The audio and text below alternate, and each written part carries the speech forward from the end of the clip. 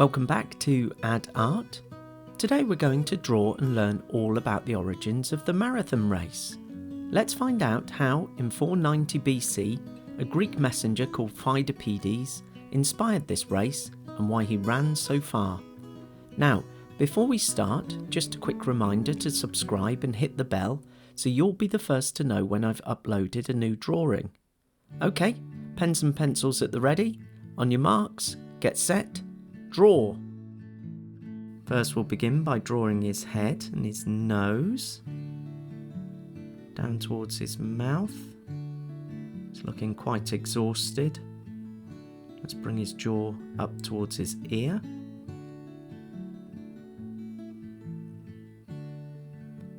Okay, let's give him a headband to keep that sweat out of his eyes. Now, if I am going a little bit too fast, remember you can always pause, catch up, and then hit play again. Let's put his eye in. He's looking really tired. Give his cheeks look like they're puffed out. Some sweat dripping down the side of his face there. We'll put in his hair. Curled like you often see in Greek illustrations.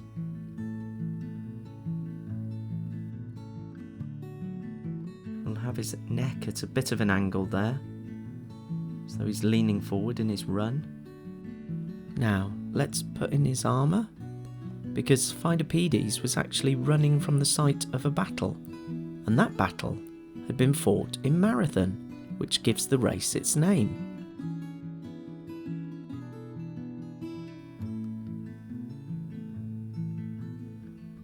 Now this holds up his breastplate, which we'll put in later. Let's put his arm and shoulder in here. Put the muscle underneath. Then we'll have it coming in at an angle down to his thumb and fingers. Now, Pheidippides was a messenger, and he was chosen to leave Marathon with an important piece of information, and he ran 25 miles in the searing heat all the way to Athens.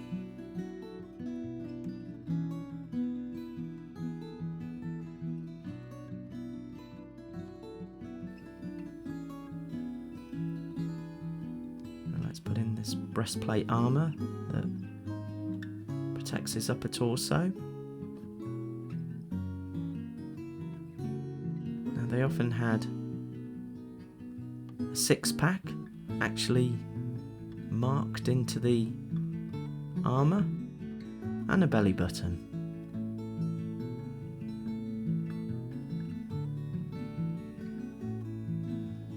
Let's put his other hand here, clenched in a fist.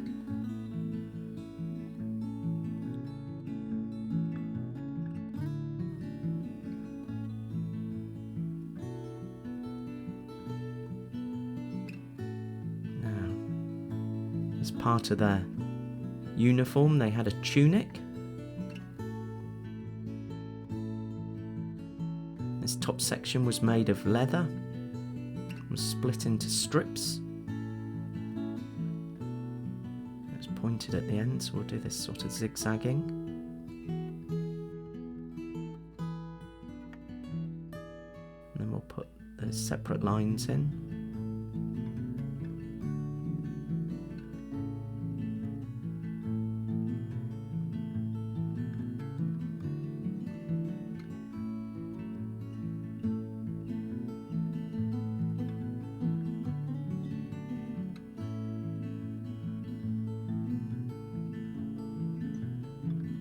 Almost like a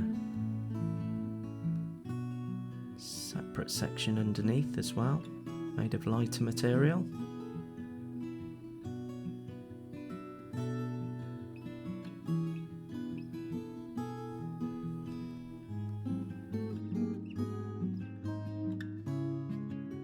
Now I'll put his leg outstretched here,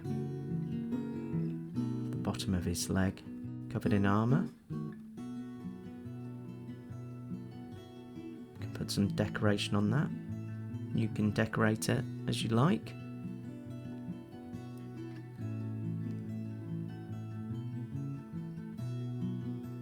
Put his foot in.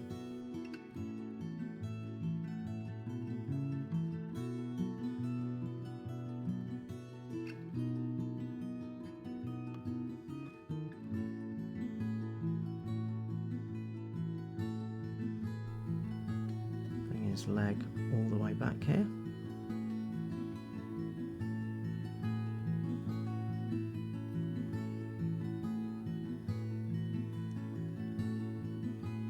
Leg. Again, let's put that armour in.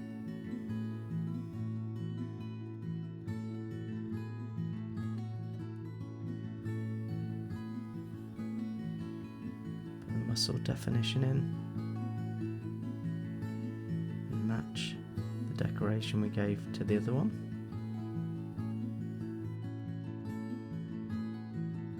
Let's put his left foot in as he races his way towards Athens. He's almost there.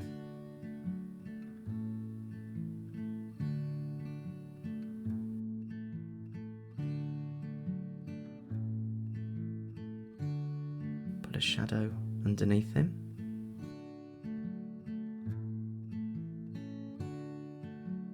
Okay, let's put in a background. We'll leave a gap there for a tree.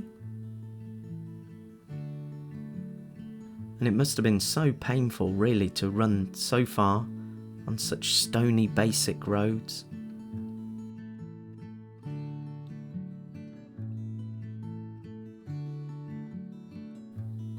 Okay, let's put Athens up here on a mountainside. We'll put some more mountains just behind him here. On arrival, Pheidippides delivered the message he was told to take to the people of Athens, which was Nike, Nike. Now, he wasn't referring to the sports brand we all know today, but it was the name of the goddess of victory, and he was letting them know that the Greeks had managed to push back the invading Persians and they had won a famous battle despite being outnumbered.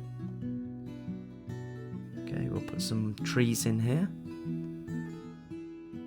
But unfortunately, he was so exhausted from the run and the heat that as soon as he had delivered his message, he collapsed and died.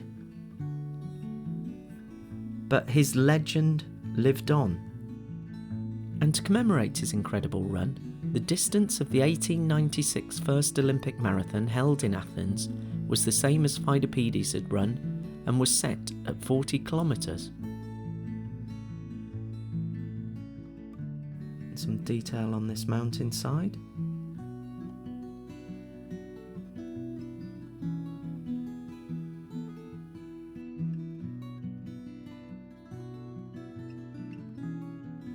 Okay, let's put this building on top of the mountain here.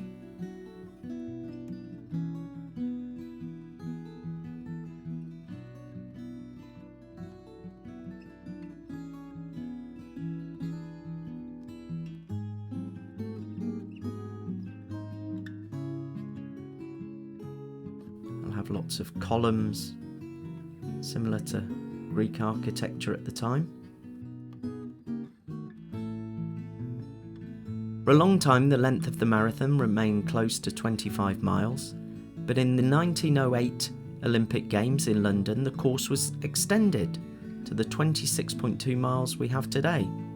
And according to some, it was because Queen Alexandra requested that the race start on the lawn of Windsor Castle and finish in front of the Royal Box in the Olympic Stadium, and that distance happened to be 26.2 miles, and that has ended up sticking right up to today.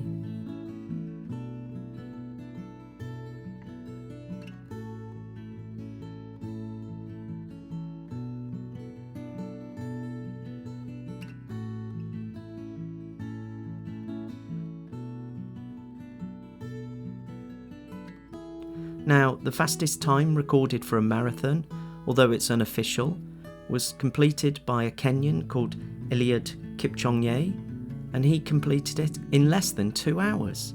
in 1 hour, 59 minutes and 40 seconds. And for him to achieve that, he had to run at an average speed of 13 miles an hour, which is absolutely incredible. And he said at the end, "This shows that no one is limited. Now I've done it, I'm expecting more people to do it after me." This shows the positivity of sport. Together, when we run, we can make it a beautiful world.